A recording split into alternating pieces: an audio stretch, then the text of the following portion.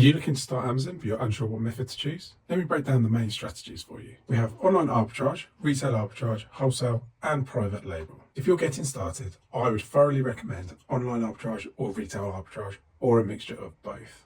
Online arbitrage is where you find products online from retailers at a lower price than they're selling on Amazon. You buy them, ship them to Amazon, and profit from the price difference. The pros are that they can be done at home, easier to scale than RA, far more time efficient, and they're great for beginners with a lower budget. Retail arbitrage is similar to online arbitrage. However, rather than buying stuff online, you're going to the physical stores and checking out the clearance sections. You can start with a lot less money because the ROIs tend to be higher.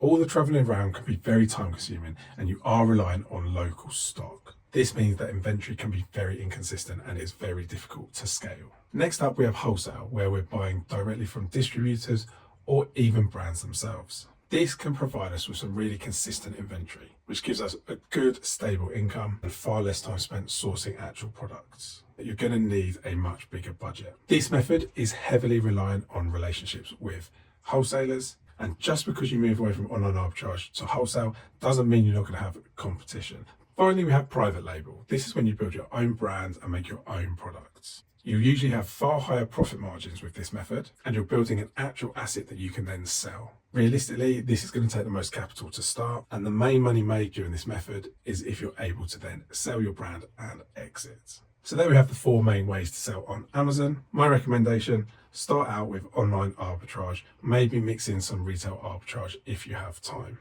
It gives you the best learning experience with the lowest risk.